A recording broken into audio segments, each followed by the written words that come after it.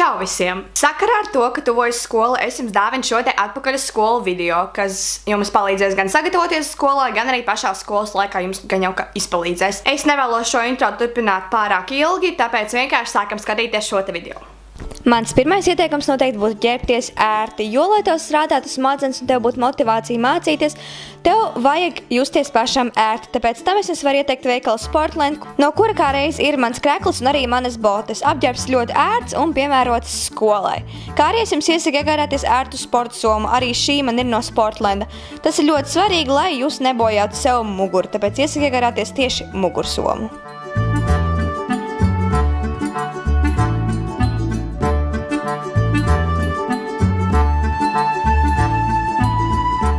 Mans otrs ieteikums noteikti būtu atrast hobiju, tāpēc, ka skolas laikā jūs no rīta pamostieties, dodaties uz skolu, tur jūs visu dienu sēžat, atnākat mājās, mācieties, atkal sēžat pie galda, vēlāk jūs pavadat brīvo laiku vienkārši sēžot pie datora, un tā pamazām jūs muskuļi vienkārši atrofēs. Tāpēc mans ieteikums jums būtu atrast hobiju.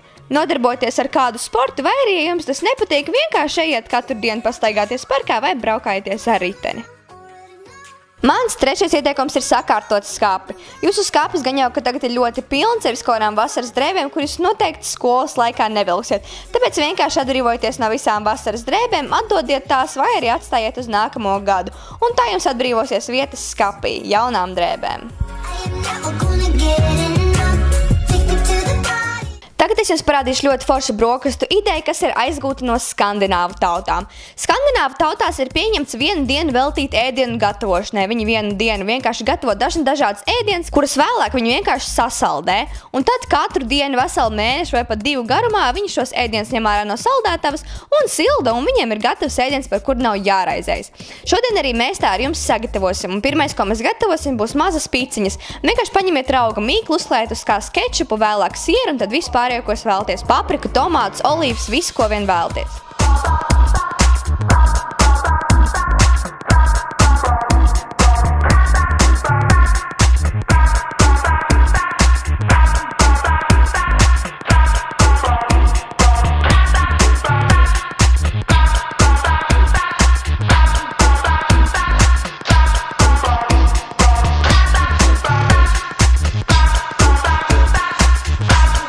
Vēlāk aptiniet tās ar pārtikas plēvi un liekat saldētavā. Jūs varat sagatavot tās ļoti daudz un tad vienkārši katru dienu ņemt ārā un gatavot sev brokastis vai pat ņemt tās līdz uz skolu.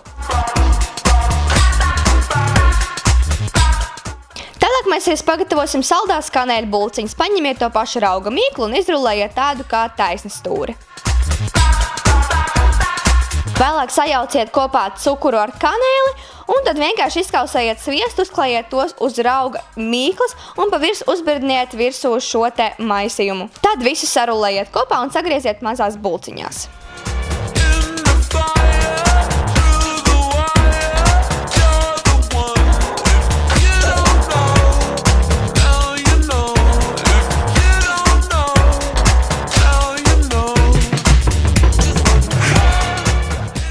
Tagad jums nav pilnībā jāraizējas par to, vai jūs paspēsiet no rīta paēst brokastis. Sagatavojiet labi daudz pīces un bulciņas, ieliekat to saldētavā un tad katru rītu, kad jūs pamodīsieties, jūs varēsiet vienkārši tās jau ielikt cepeškrāsnī sildīties, un tad pa to laikam ar tās sildās jūs varēsiet gan nomazgāt zobus, gan saģērbties, gan sakrāsoties, un jūsu ēdiens vienkārši jūs gaidīs jau gatavs pēc tā, kā jūs visu pabeigsiet darīt.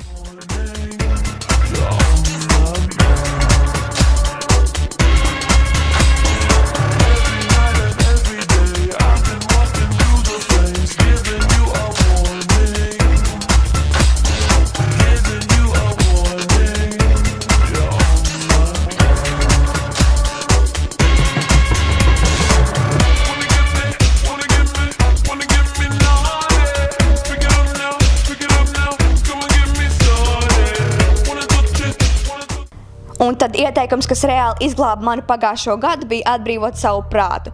Ticiet man bija tādi brīži, kad es vienkārši nezināju, ko iesākt. Es, piemēram, slimoju, iekavēju ļoti daudz kontroldarbus, un kad atgriezos skolā, tad man bija gan tagadējie, gan iepriekš nerakstītie kontroldarbi. Es nezināju, kā es to visu paspēšu.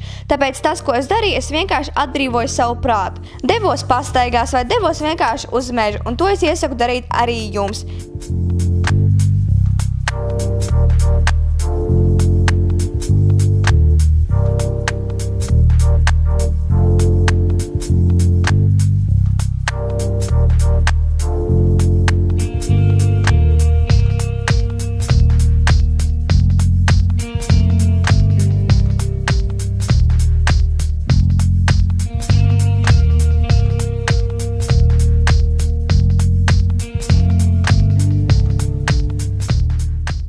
Kad jūs atrodat kādu jauku, interesantu vietiņu, paņemiet līdzi plēdiņu, izklājiet to, varat līdzi paņemt mācības un mācīties un izpildīt savus mājas darbus kā reizes tur. Varbūt jums šķiet, ka es to daru tikai priekš video, bet pat tiešām es jums godavārdu saku, cik ļoti man šis ieteikums ir izglābis. Es patiešām ļoti bieži gāju mācīties dabā, uz parku vai uz mežu. Pagājušo gadu, kad man bija 9. klases eksāmenis, atceros, kā es ar draudzeni pirms angļu valodas eksāmena devāmies ārā parkā un izmēģinājām runu.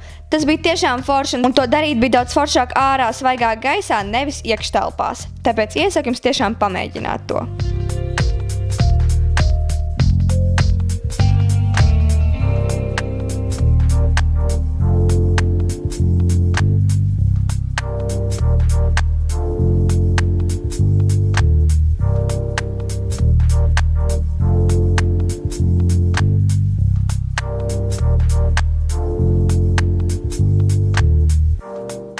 Tas arī bija viss šim te video. Es ļoti ceru, ka tev tas patika. Ja tev tas patika, tad nospied like un subscribe manam kanālam, ja tu vēlies redzēt vēl video kā šis. Un tad jau tiekamies drīz manā nākamajā video.